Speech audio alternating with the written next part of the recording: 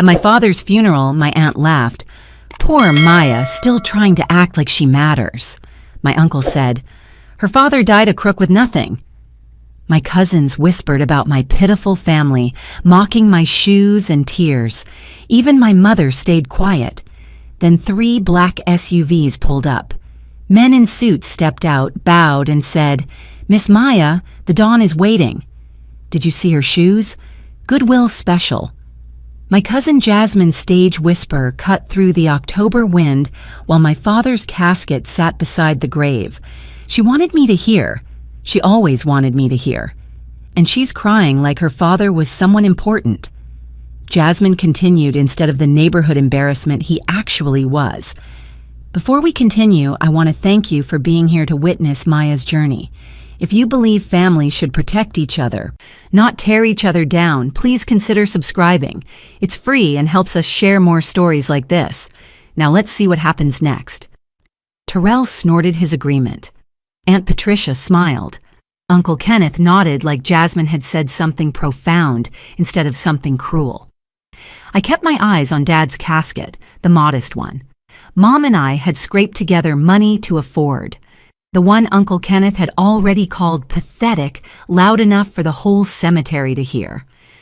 Mom stood beside me in silence, not defending Dad, not defending me, just standing there like she'd stood at every family gathering for 23 years while her family tore us apart. Her father died a crook with nothing to his name, Uncle Kenneth announced to anyone still listening. Criminal families breed criminal children. That's when I heard the engines. 3 black SUVs rolled through the cemetery gates with synchronized precision. 6 men in expensive suits emerged.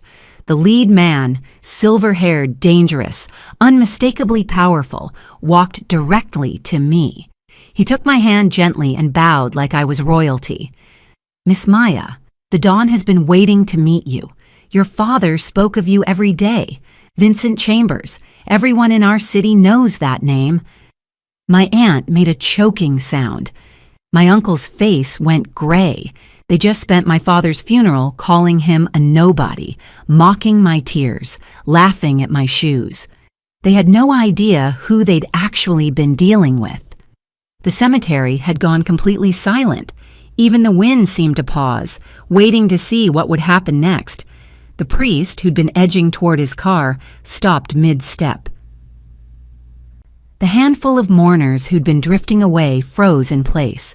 Vincent Chambers still held my hand, his grip gentle but somehow commanding. Up close, I could see the fine lines around his eyes, the silver threading through his dark hair, the small scar on his left cheekbone that suggested a history of violence survived rather than avoided. Behind him, the 5 other men stood in formation, not threatening exactly, but radiating the kind of controlled power that made it clear they could become threatening in an instant if the situation required it. One of them held an enormous floral arrangement, white roses and lilies assembled into something that belonged at a state funeral. Not in this modest cemetery beside the simple bouquets Mom and I had chosen. I apologize for the interruption, Vincent said, turning slightly to address the gathered mourners. His voice was pleasant, almost warm, but something underneath made my survival instincts whisper warnings. But Miss Maya has matters to attend to. Her father's true family would like to pay their respects. The emphasis on true family wasn't subtle. Neither was the way his gaze swept across Aunt Patricia, Uncle Kenneth, and my cousins before dismissing them as irrelevant. The man holding the massive floral arrangement stepped forward and placed it carefully beside Dad's grave. It dwarfed everything else there. A statement written in flowers that said, "This man mattered. This man was loved. This man was powerful enough that his death brings men like us to pay respects." "Miss Maya," Vincent said, his attention returning to me. "When you're ready, the Dawn is waiting to meet you." He would have come himself, but he paused delicately. "There are reasons your father kept certain aspects of his life separate from you." The Dawn respected those boundaries. But now that Jerome has passed, there are things you need to understand about your heritage. My heritage? The word hung in the air like a question I didn't know how to ask. I looked at my mother one last time. She was staring at Vincent with an expression I'd never seen before. Terror and recognition mixed together in equal parts. Not surprise, not confusion. Recognition. Mom.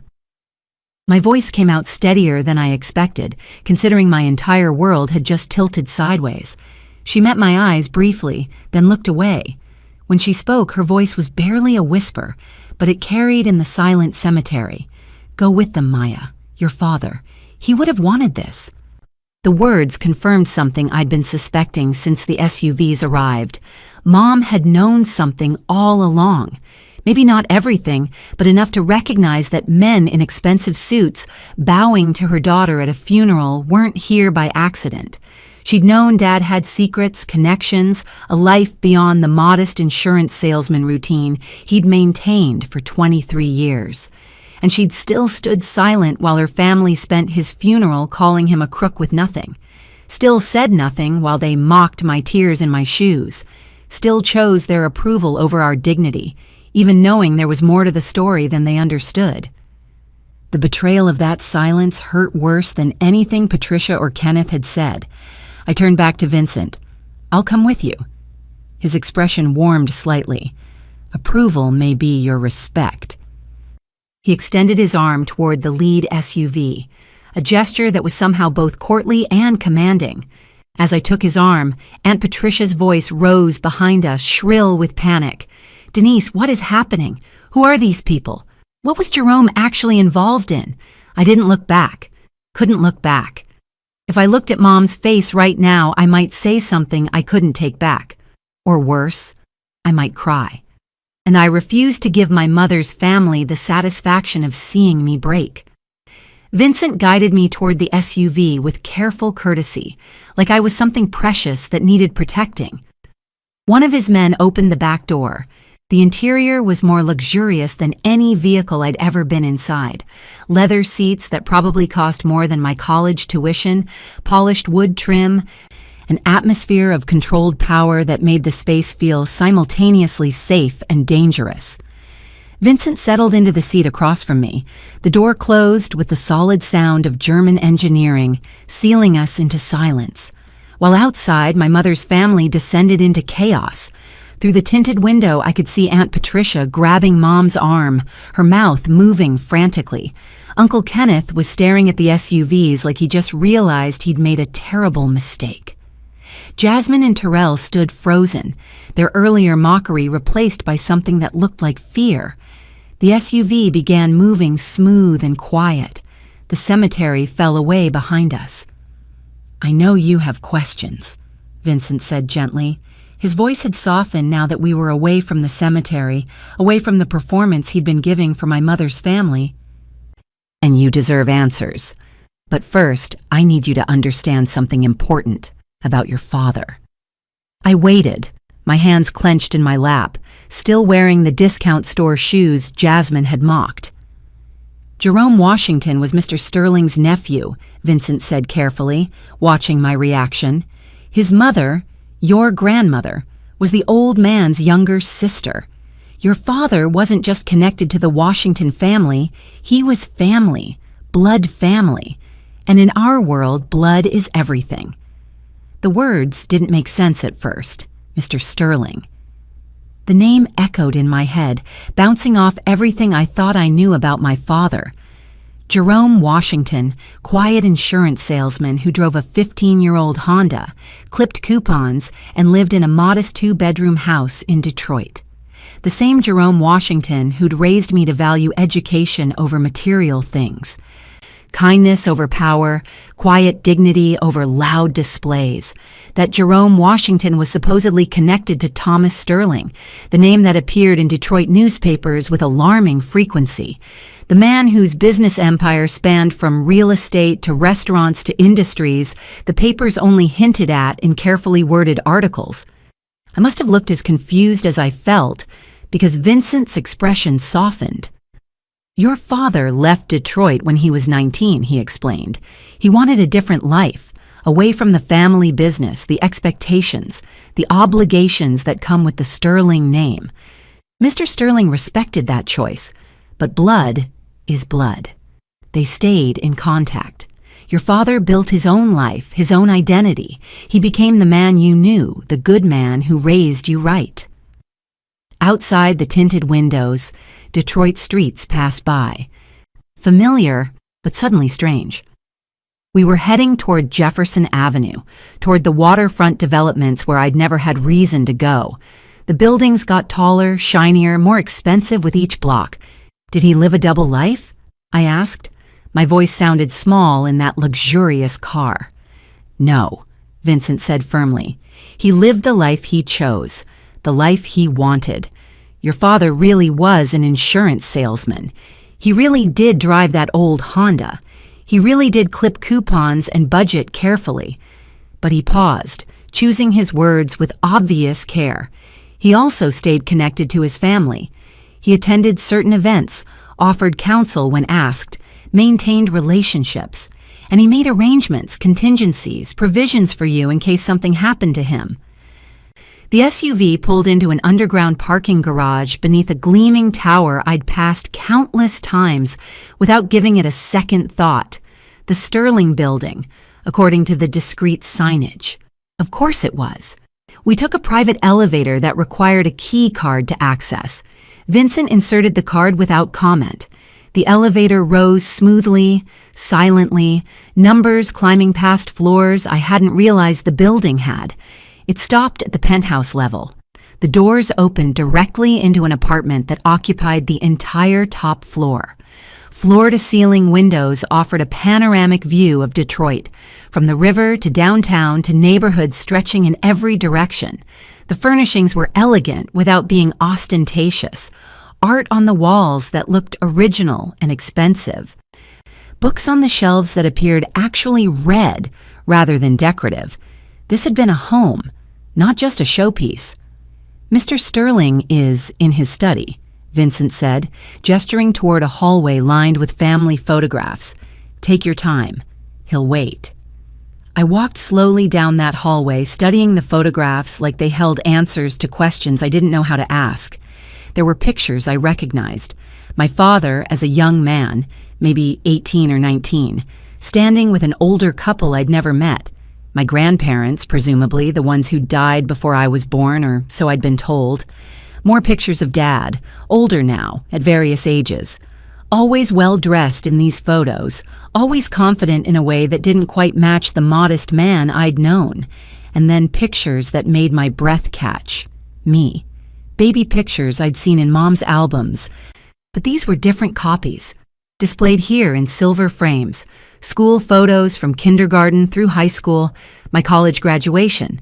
Dad beaming beside me in that photo, wearing the same suit he'd worn to every important event. Pictures I'd never known existed.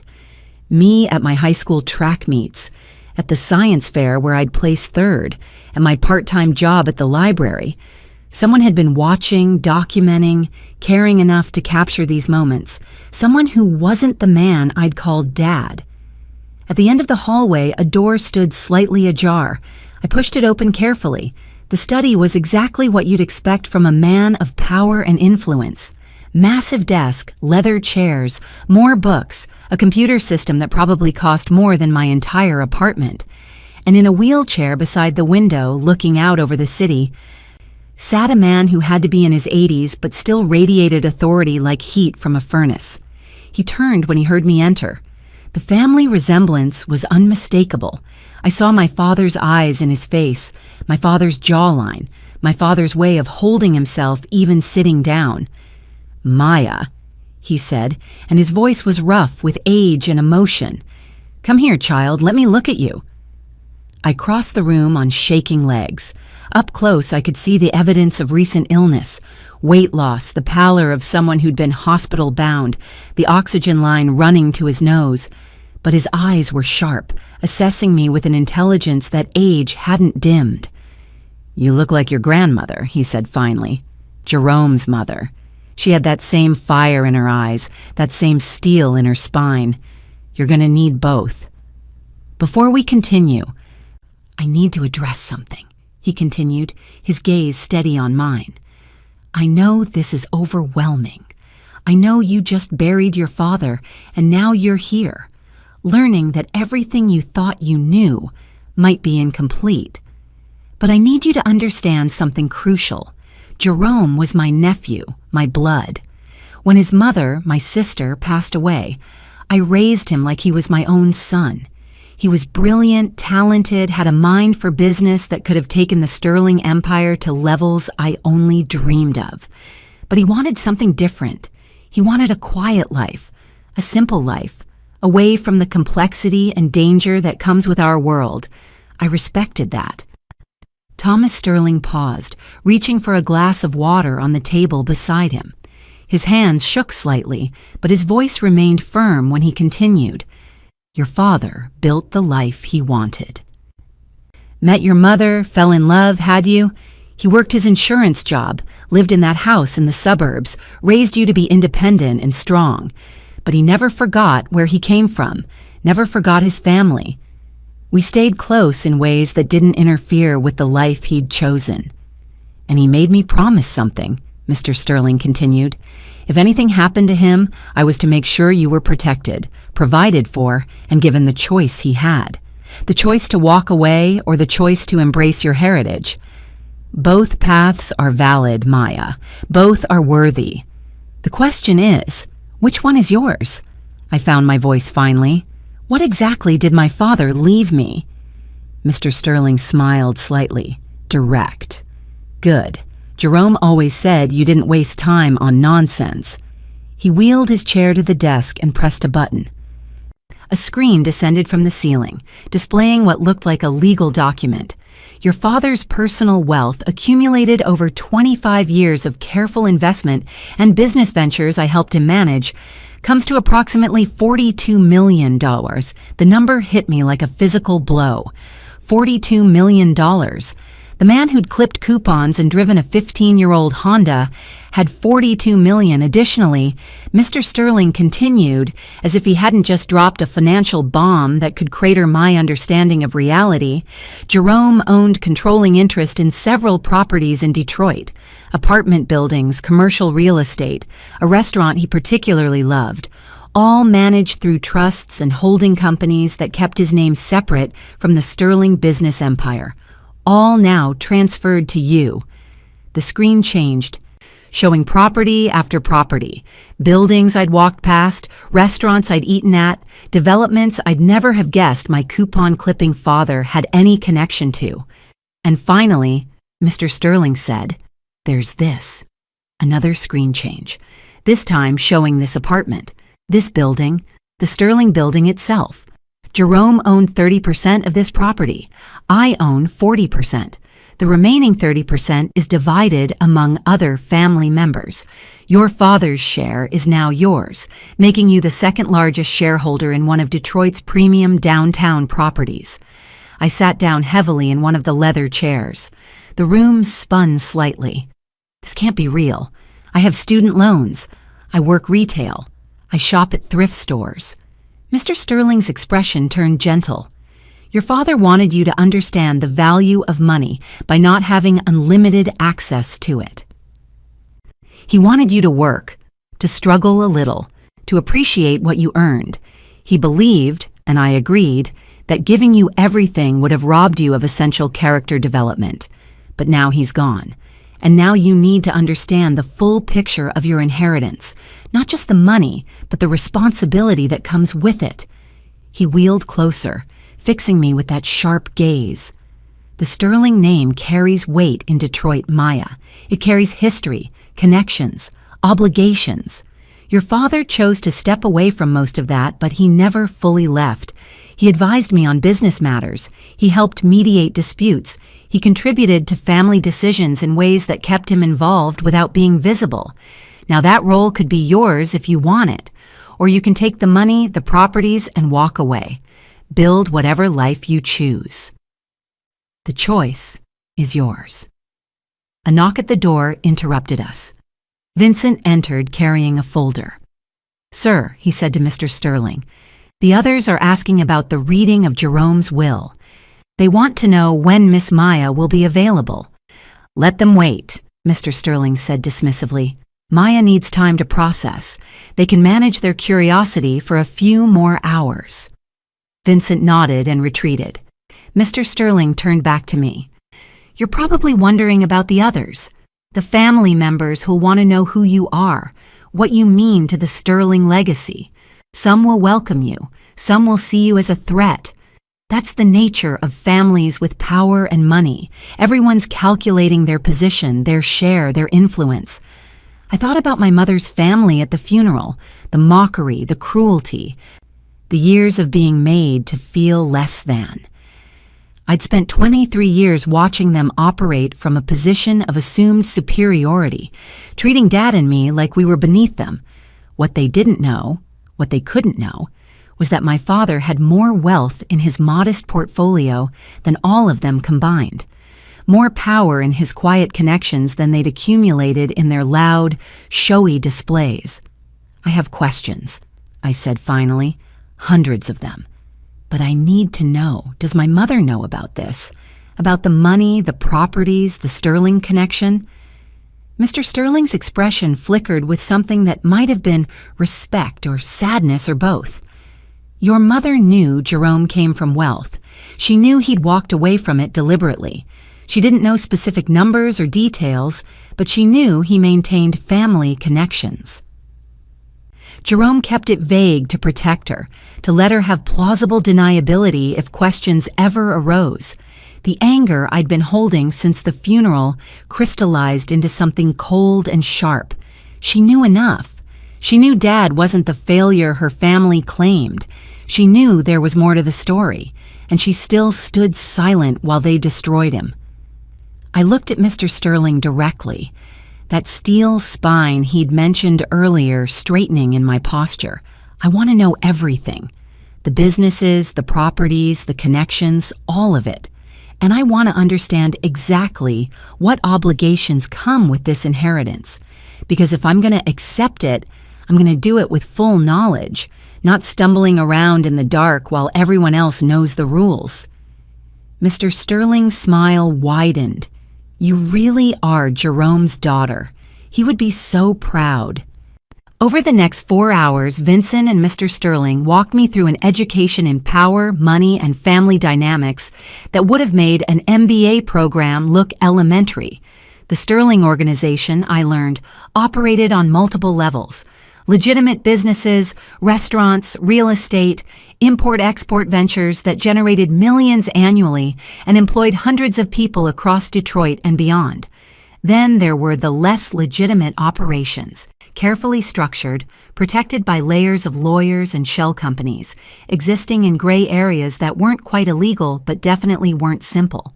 My father, despite his insurance salesman cover, had been instrumental in building the legitimate side. He'd advised on investments, helped develop business strategies, created the kind of financial structures that could withstand scrutiny from any regulatory agency. His genius, Vincent explained, was making everything look boring. Insurance policies, investment portfolios, property management, the kind of business so mundane that no one looked twice.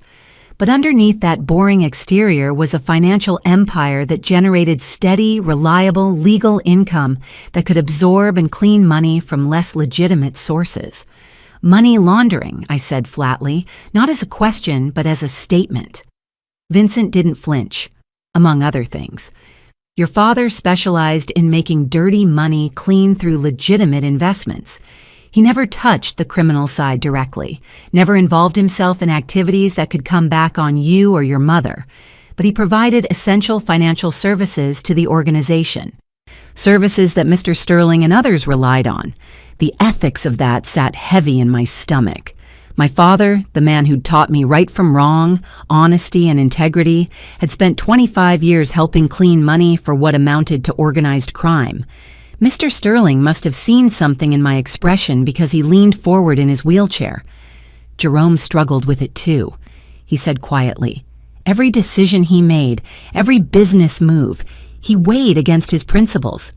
That's why he left in the first place, why he built a separate life. But family is family, Maya.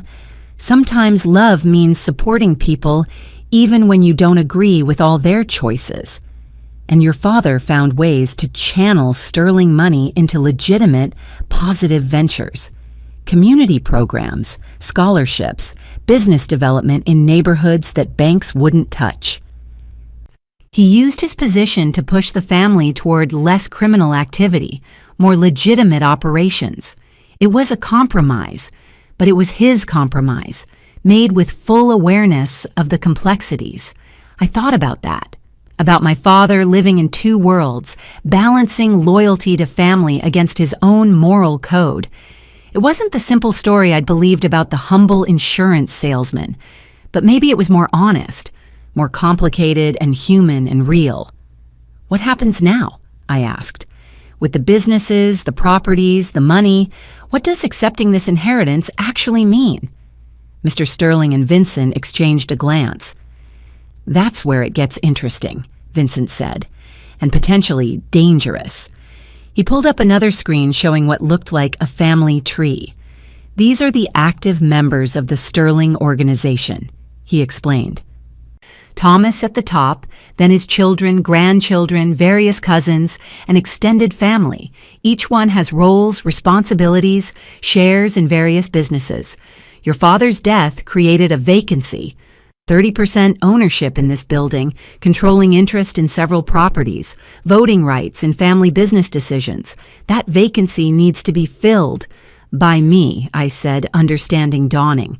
If I accept the inheritance, I'm not just getting money. I'm getting a seat at the table, a voice in family decisions. Vincent nodded.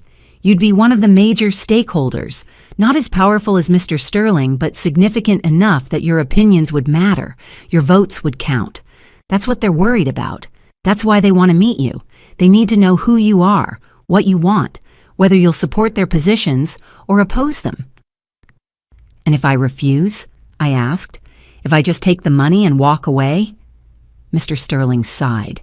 Then your shares would be redistributed according to your father's will. Family members would buy out your position at fair market value. You'd still be wealthy, still be set for life, but you'd lose the influence, the ability to shape how that wealth is used, the opportunity to honor your father's legacy by continuing the work he started.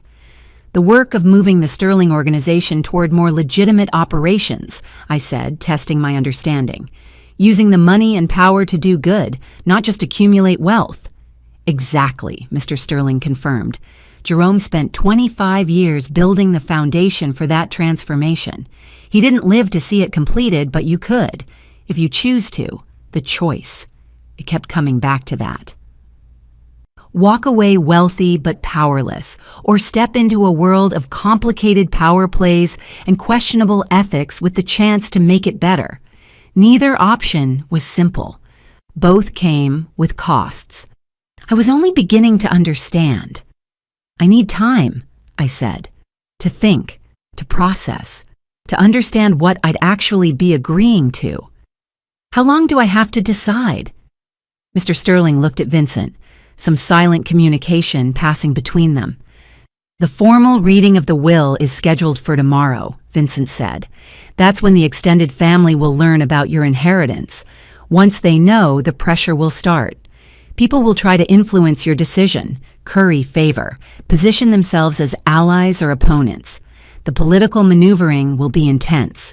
Tomorrow, I repeated, less than 24 hours to decide the entire direction of my life. Mr. Sterling wheeled forward and took my hand gently. You don't have to decide everything tomorrow, Maya. You just have to decide whether you're in or out, whether you want a seat at the table or want to walk away. The details, the specifics of how you'll use your influence, those can evolve over time.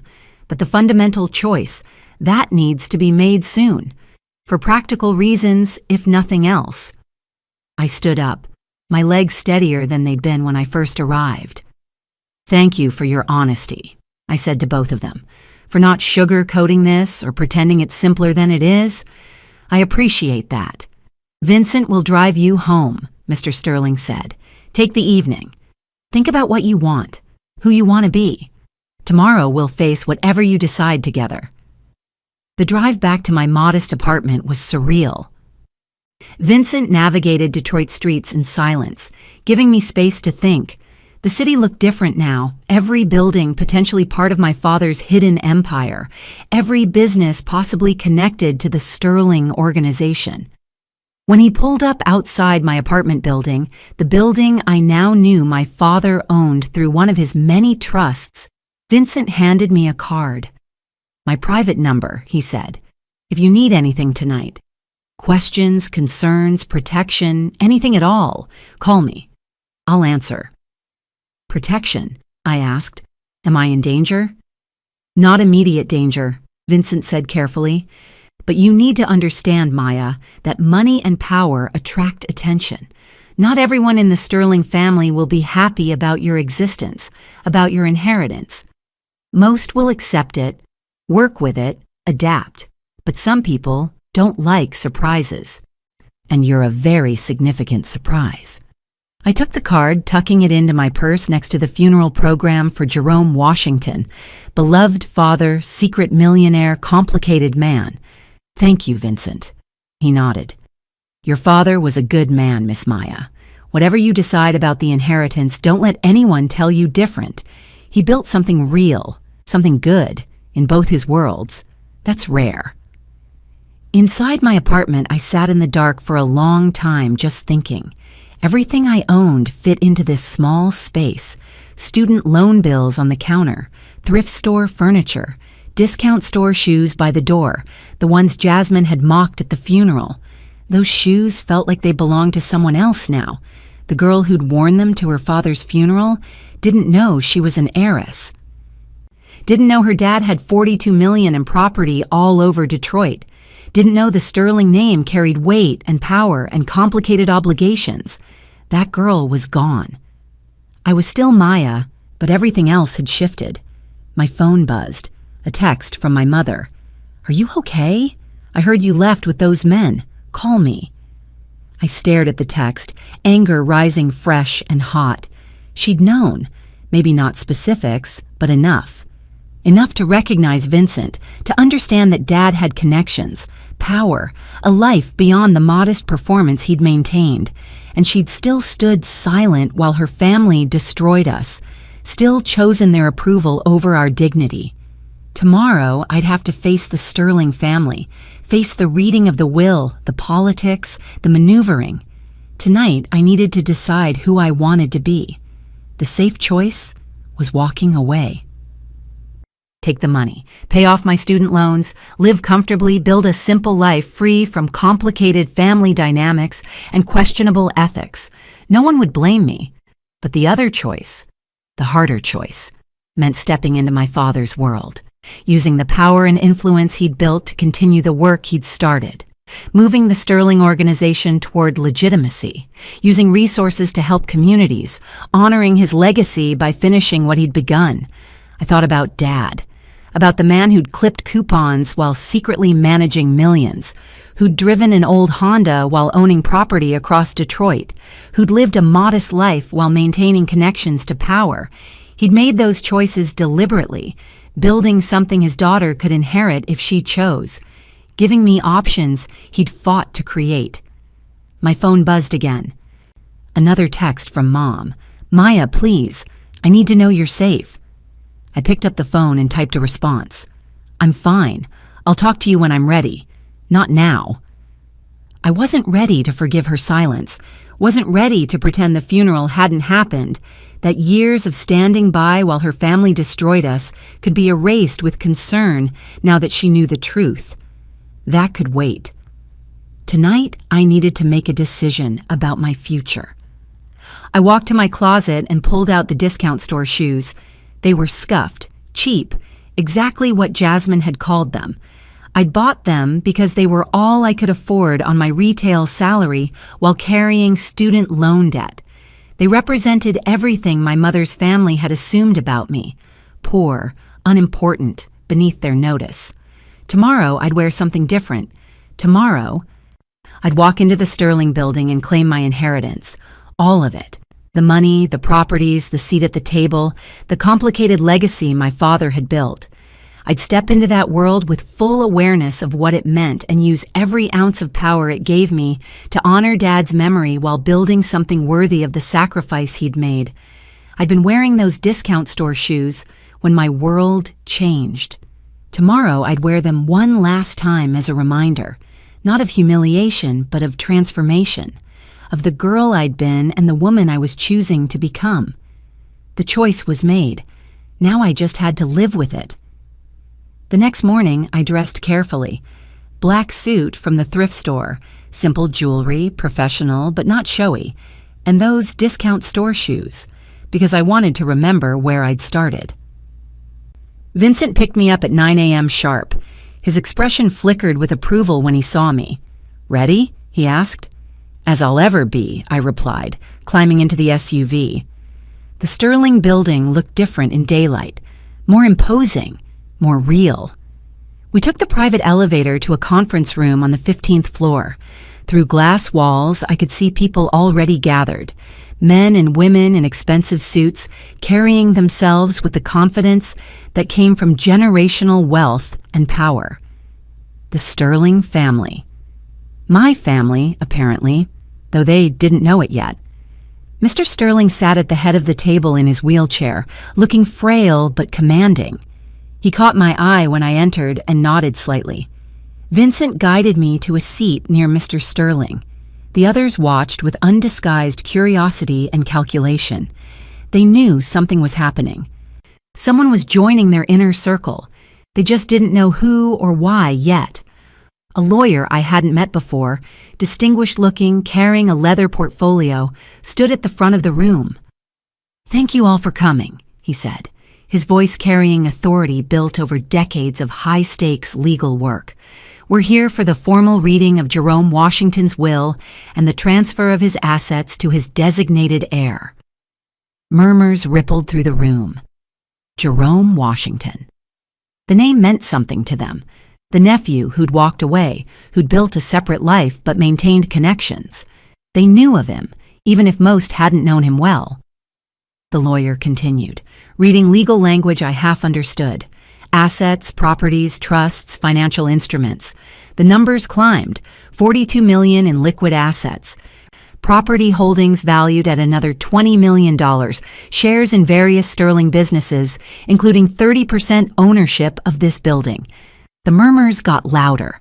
That much money, that much property, those shares, represented serious power within the family structure. Whoever inherited this wasn't just getting wealth, they were getting influence. And Jerome Washington has designated his sole heir as the lawyer, paused for effect, his daughter, Maya Washington, present here today. Every eye in the room turned to me. I kept my face calm, channeling my father's ability to appear unremarkable while holding tremendous power. Some faces showed welcome. Others showed calculation. A few showed hostility. This was the world I'd chosen to enter. A woman in her 50s, elegant and sharp-eyed, spoke first. Jerome's daughter? We didn't even know he had a child. My father valued privacy, I said evenly, finding my voice, my confidence. He built a life separate from the Sterling organization while maintaining family connections. I'm here to honor his legacy and continue his work. Another voice, male this time, from across the table. And what work was that exactly?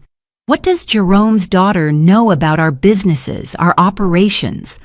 I know that my father spent 25 years building financial structures that moved the Sterling organization toward legitimate operations, I said, meeting his gaze directly. I know he believed in using wealth and power to strengthen communities, not just accumulate more money, and I know that he wanted someone to continue that work. I intend to be that person. Mr. Sterling's slight smile told me I'd said the right thing. The meeting continued for another 2 hours. Questions, challenges, subtle tests of my knowledge and commitment. I answered what I could honestly, admitted what I didn't know, and made it clear I was there to learn and contribute, not just collect a check. By the time it ended, I had tentative allies and definite opponents. That was fine. I hadn't expected easy acceptance. What mattered was that I had a seat at the table now, a voice in decisions, power to shape the direction of the Sterling organization in ways that honored Dad's vision. After the meeting, a few people approached me privately. The elegant woman from earlier introduced herself as Lorraine Sterling, Thomas's daughter, my father's cousin. "Your father was a good man," she said quietly. "We didn't always agree with his distance from the family, but we respected his choices.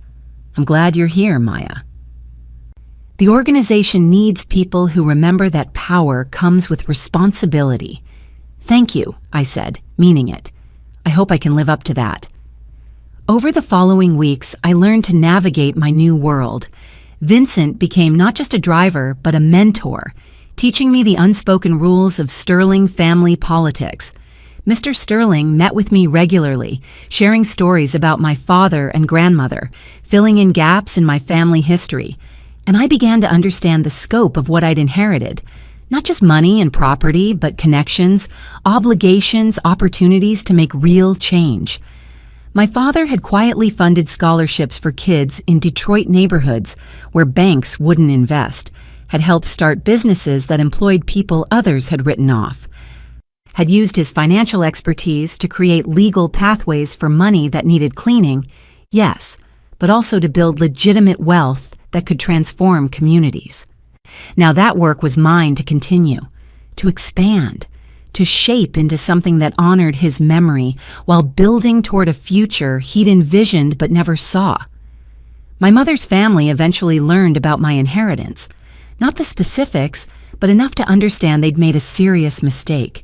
Aunt Patricia called, her voice artificially sweet, wanting to rebuild our relationship. Uncle Kenneth sent a letter suggesting we should all work together. Family should support family. Jasmine's text was more direct. "Congratulations on your inheritance. I hope you remember who your real family is." I didn't respond to any of them. They'd had 23 years to be family. They'd chosen mockery and cruelty instead. Now that I had power and money, their sudden interest was transparent and meaningless. But I did respond to my mother. We met for coffee, neutral territory, both of us careful. Mom looked older, smaller somehow, diminished by guilt and regret. "I'm sorry," she said without preamble, "for everything. For standing silent, for choosing them over you and your father, for not defending what I knew was true. I don't expect forgiveness. I just need you to know I understand what I did was wrong." I looked at her across the table. This woman who'd raised me, loved me in her way, but failed to protect me when it mattered most. "I'm not ready to forgive yet," I said honestly. "Maybe someday. But right now, I'm still processing everything. The lies, the secrets, the years of silence. I need time." She nodded, tears in her eyes. "Take all the time you need. I'll be here when you're ready, if you're ever ready." Months passed. I settled into my role within the Sterling organization, attending meetings, learning the businesses, building relationships with family members who were willing to work with me. I expanded Dad's scholarship programs, invested in community development projects, used my voting power to push for more legitimate operations and less reliance on gray area businesses.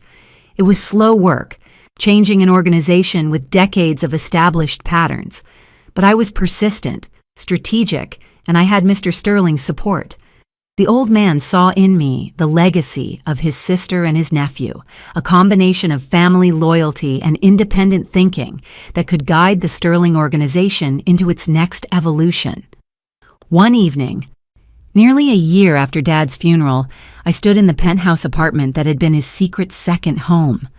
The view over Detroit was spectacular, the city lights spreading like stars across the darkness.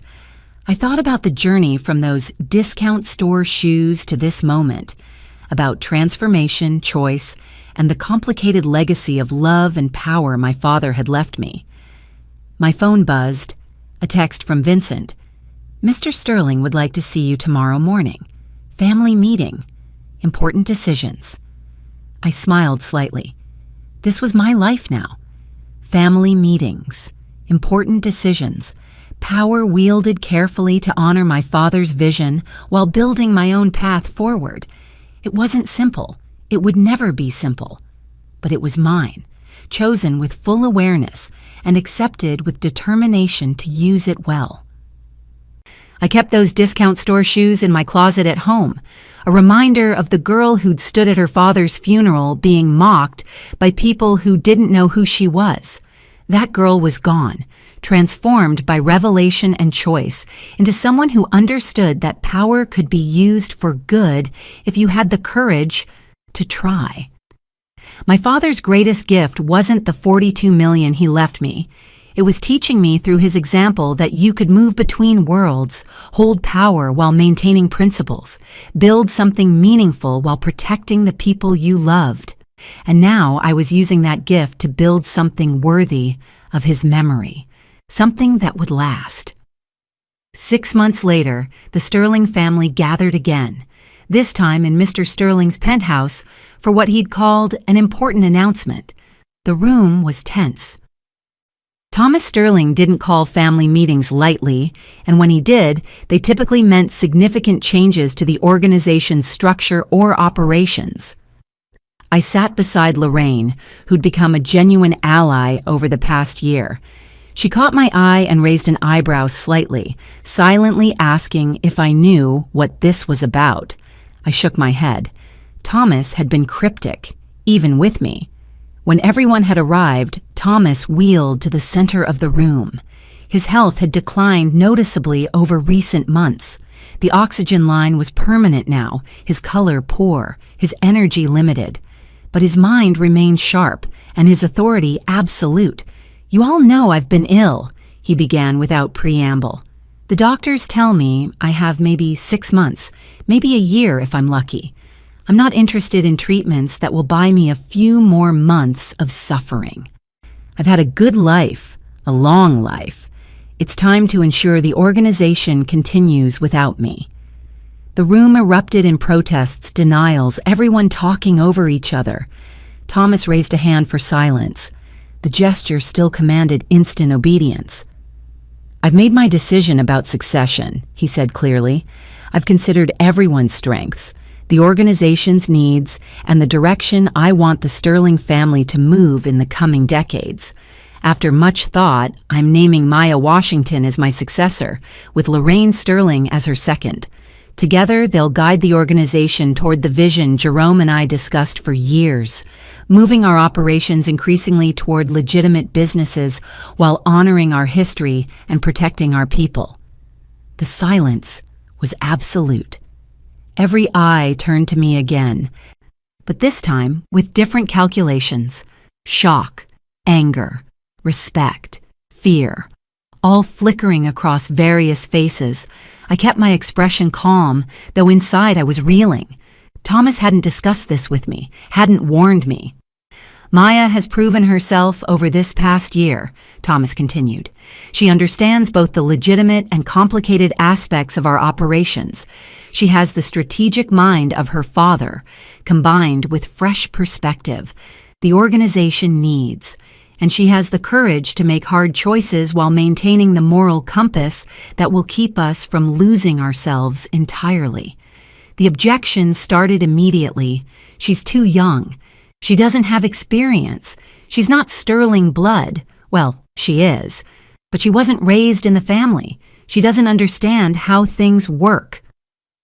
Thomas let them vent for several minutes before speaking again. "Everything you're saying is true," he acknowledged. "Maya is young, relatively inexperienced, and new to the family. But those aren't weaknesses. They're strengths.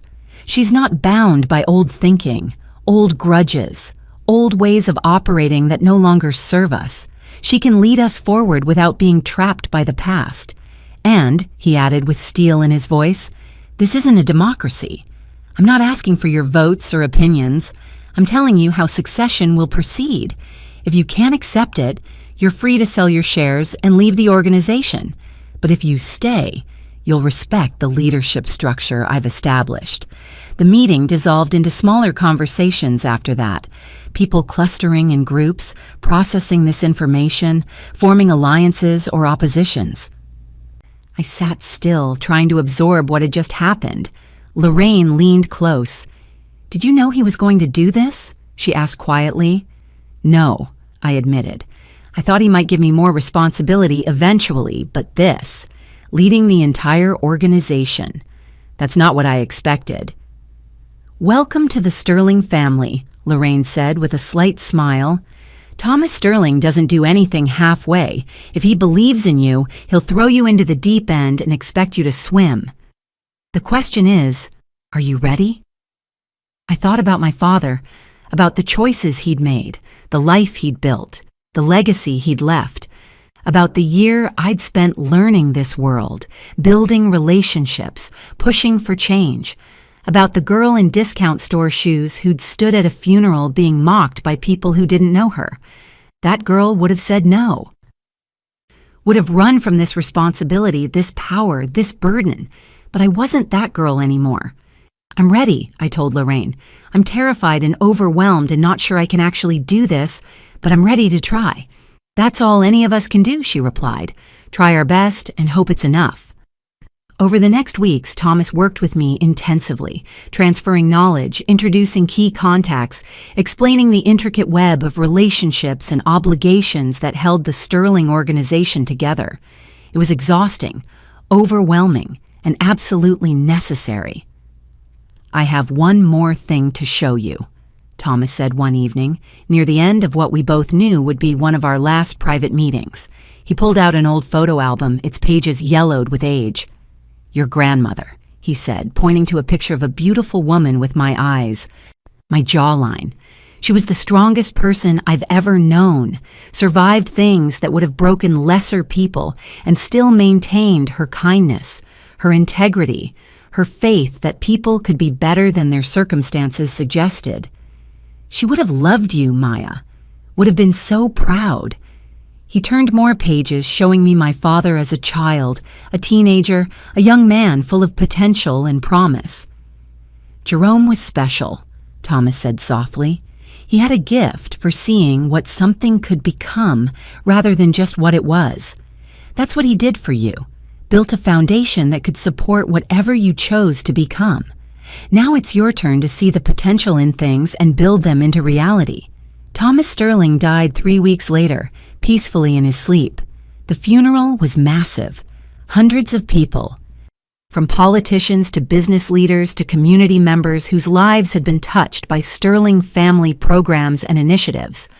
I stood at the podium during the service and spoke about the man who'd been my great-uncle, my mentor, my friend, about his vision for the Sterling organization, his commitment to family, his belief that power should serve people rather than just accumulating for its own sake. And I made a promise, to him and to everyone gathered there, that I would honor his legacy by building the future he'd envisioned. A future where the Sterling name meant community investment, opportunity creation, and ethical business practices that proved you didn't have to choose between success and integrity. The transition wasn't smooth. Several family members left the organization, selling their shares and cutting ties rather than accept my leadership. Others stayed but made their opposition clear, questioning every decision, fighting every change. But enough people supported the new direction. Lorraine, Vincent, and key family members who believed in moving toward legitimacy. Together, we began the long work of transformation. My mother and I reconciled slowly, carefully. She'd moved to a smaller apartment, started therapy, begun the hard work of understanding why she'd chosen silence over defending her family. Our relationship would never be what it was before the funeral, before I learned about her complicity in our humiliation. But we were building something new, more honest, more careful, acknowledging hurt while working toward forgiveness. Privately? We found a quiet corner in the restaurant away from the remaining guests. Mom looked smaller somehow, diminished in ways that had nothing to do with physical size. "I'm moving," she said without preamble, "to Oregon to live near Melissa." The news shouldn't have surprised me, but it still landed with unexpected weight. "When?" I asked. "End of the month. I've already started packing." She twisted her hands in her lap. I can't stay here anymore, Maya. Everywhere I look, I'm reminded of Jerome and what I failed to do. What I failed to be. Mom, I let my family treat him like garbage for 23 years. She interrupted. I stood silent at his funeral while they mocked him. I chose their approval over his dignity and your well-being. I don't know how to live with that. Her voice broke on the last words. Can you forgive me? She asked. Someday. I'm not asking for now. I know I don't deserve it now, but maybe someday. I thought about all the years of silence, all the moments she could have stood up and chose not to, about the funeral where she'd let them destroy us without saying a word. I don't know, I said honestly. Forgiveness isn't something I can force, but I understand you did what you thought you had to do to survive. I wish you'd been stronger.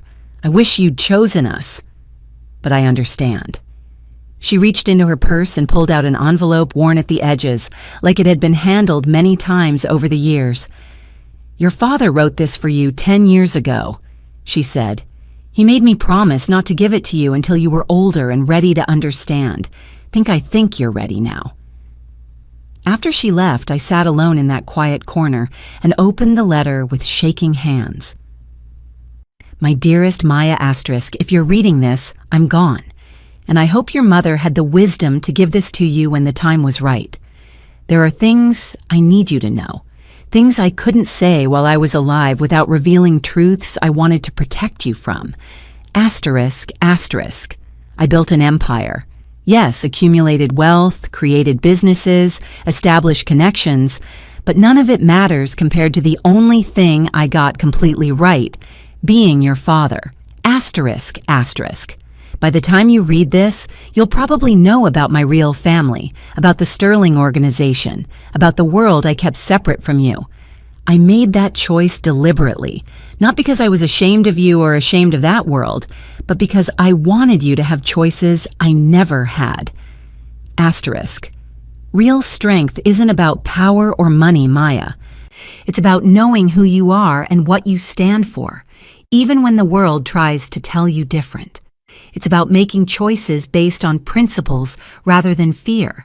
It's about using whatever resources you have to make life better for people who can't do it themselves. Asterisk, asterisk. If you choose to walk away from everything I built, I'll be proud of you. If you choose to embrace it and continue the work, I'll be proud of you.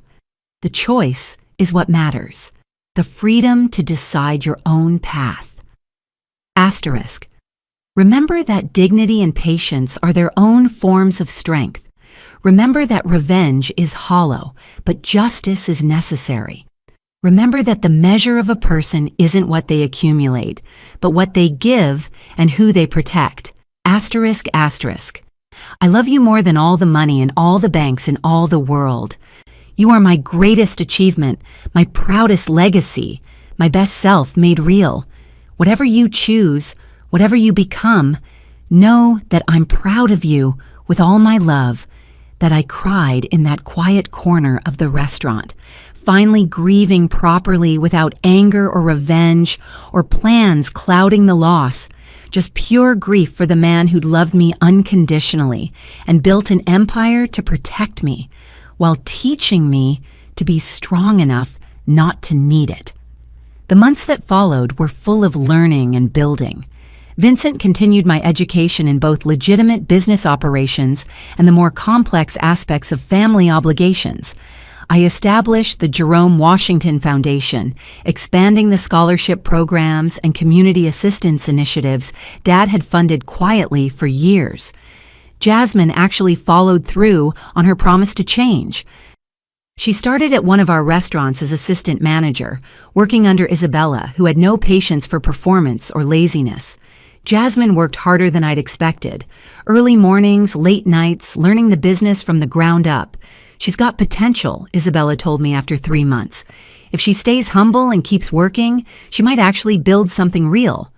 Our relationship wasn't warm, probably never would be, but there was mutual respect developing, built on honest work rather than family obligation. Aunt Melissa became an unexpected mentor, calling weekly to check in and offer wisdom about navigating family complexity. The best revenge, she told me one evening, isn't destroying people who hurt you. It's building something so good that their absence from it becomes their punishment. I thought about that often. Patricia and Kenneth were largely out of my life now, dealing with their own problems while I built something meaningful with the resources Dad left me. A year after Dad's death, I sat in Mr. Sterling's study, reviewing quarterly reports and discussing family business. He listened to my ideas about moving more operations into legitimate territory, expanding community programs, making the Sterling name synonymous with community investment rather than just power and influence. You have your father's strategic mind, he observed, but your own moral compass. You question things Jerome accepted automatically. That's not weakness, Maya. That's evolution. He poured us both whiskey, a ritual we developed over months of these meetings. The family has to change with each generation, he continued. Otherwise it becomes brittle and breaks. Your father understood that. He built the foundation that allows you to even consider the path you're proposing. Do you think it's possible? I asked. Actually moving everything legitimate with patience and strategy. Yes, he smiled slightly. Your father spent 25 years building trust and infrastructure. You have the advantage of starting from his foundation, but it will take time, years, maybe decades. As I drove home through Detroit streets, I now understood in ways I couldn't have imagined a year ago. I thought about the girl who'd stood at her father's funeral in discount store shoes, being mocked by people who didn't know who she was. That girl was gone. Not destroyed, but transformed. I'd learned that revenge could be about revelation rather than destruction. That power was most effective when applied with precision rather than fury. That dignity and patience were their own forms of strength. I was Maya Washington, daughter of Jerome Washington, heir to his empire and his values, building a legacy that honored his name while creating my own path forward. The discount store shoes that Jasmine had mocked were in my closet at home. I kept them as a reminder, not of humiliation, but of how far I'd come and who I'd become. My father's greatest gift wasn't the $42 million he left me. It was teaching me through his example that true strength meant knowing who you are and what you stand for, even when the world tried to tell you different. And now I was using that gift to build something worthy of his memory, something that would last. If this story of justice and legacy had you hooked from that first funeral insult to the final triumph, smash that like button right now. My favorite part was when those black SUVs pulled up at the cemetery and Vincent Chambers bowed to Maya while her family's faces went white. What was your favorite moment? Drop it in the comments below. Want more powerful revenge stories where the underestimated rise up and reclaim what's theirs? Subscribe and hit that notification bell so you never miss an upload.